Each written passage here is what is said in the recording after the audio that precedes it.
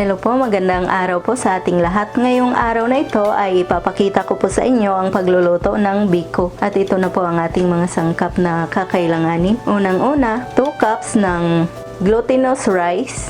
Gagamit din po pala ako ng 1 teaspoon na asin para sa ating biko. 1/2 cup ng brown sugar, luya, 2 lata ng gata, tubig. Ngayon po ay babalatan po muna natin tong ating luya. Kung ayaw nyo po palang maglagay ng luya sa biko nyo ay pwede rin po yun kasi optional lang naman ito. Pangpaalis ng umay sa ating biko. Ngayon ay hihiwain lang po natin ng malalaki na pagkahiwa.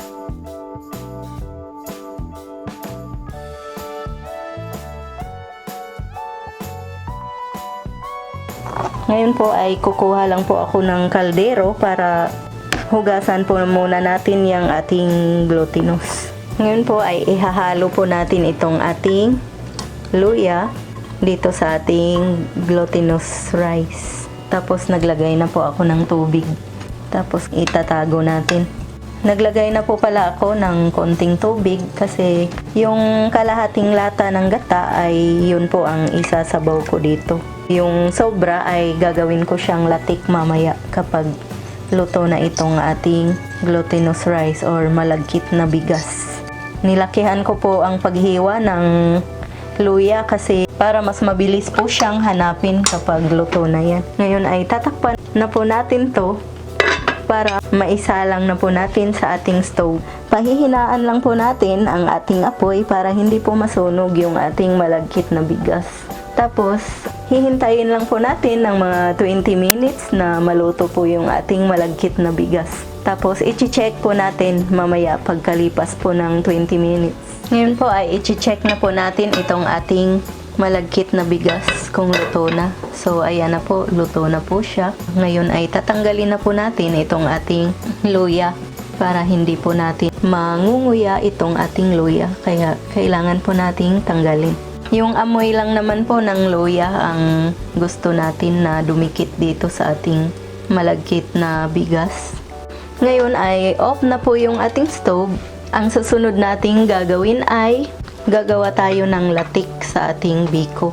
Ngayon po ay gagawa na po tayo ng latik dito sa ating kawali. 1 lata at kalahati po ang gagamitin kong gata para sa paggawa ng ating latik. Hihintayin po muna natin na kumulo itong ating gata. Tapos, tsaka natin hahaluin yung ating gata para hindi po siya masunog. Hihintayin ko lang po na kumulo dyan sa gitna. Tsaka ko siya hahaluin. Pwede na sigurong haluin to.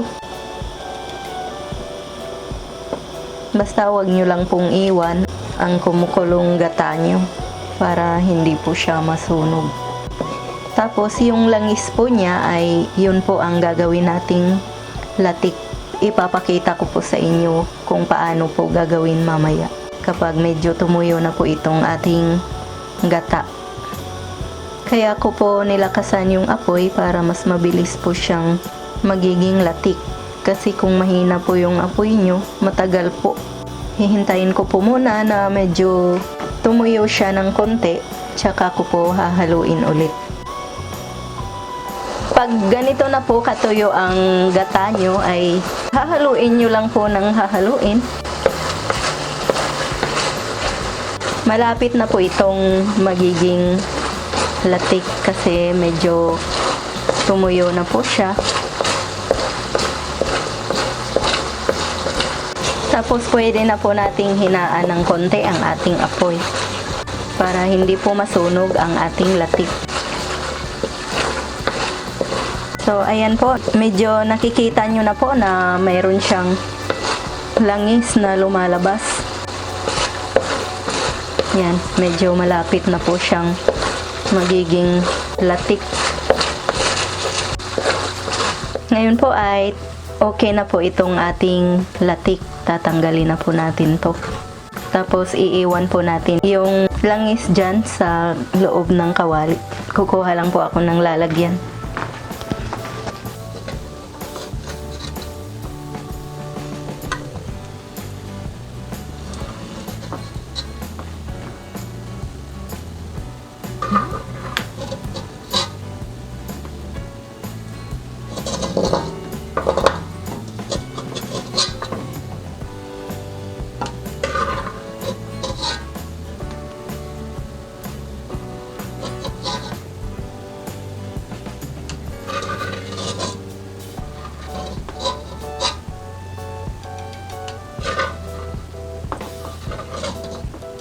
Ngayon po, itong asukal natin na brown sugar ay ihahalo natin yung ating asin dyan na 1 teaspoon.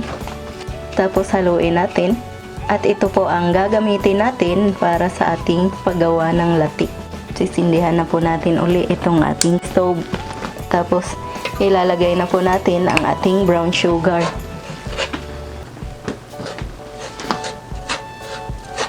Tutunawin po muna natin itong ating asukal. Lalakasan po natin ang ating apoy ng konti para mas mabilis pong matunaw itong ating sugar.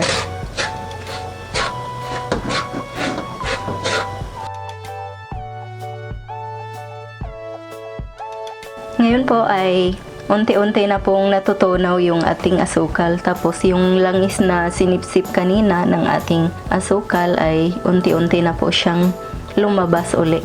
Tutunawin pa po natin to para pwede na nating ilagay dyan ang ating glutinous rice. Tapos pahihinaan lang natin ng konti ang ating apoy para hindi po masunog yung ating asukal. Ganito lang po ang paggawa ng masarap na biko na pwede po siyang pang negosyo. Habang hinihintay po natin na mas matunaw pa po yung ating asukal ay ipagpatuloy lang natin ang paghahalo para huwag masunog yung ating asukal. Ngayon po ay medyo okay na po yung consistency ng ating latik. Ngayon po ay pwede na nating ilagay dyan ang ating glutinous rice.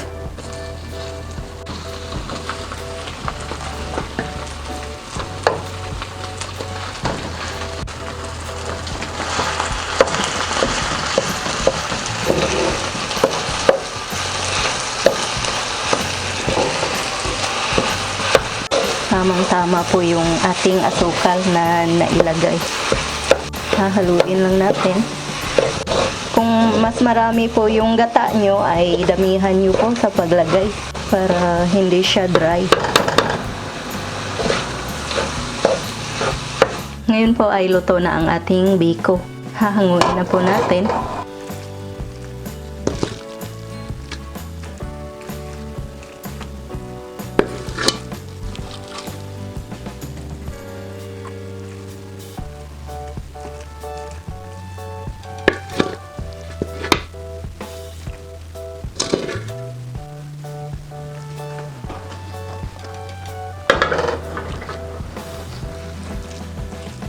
Ipa-flatten lang po natin para malagyan na po natin ng latik.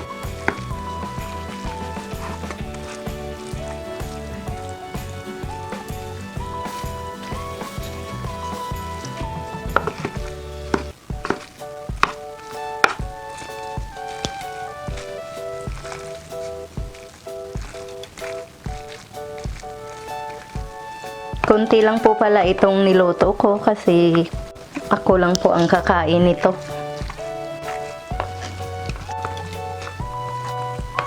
Ngayon po ay pwede na nating lagyan itong ating latik na pang toppings natin.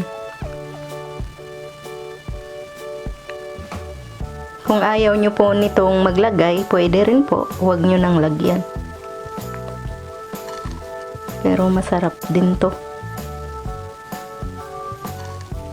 Ayan. Yan na po ang ating finished product ng ating biko.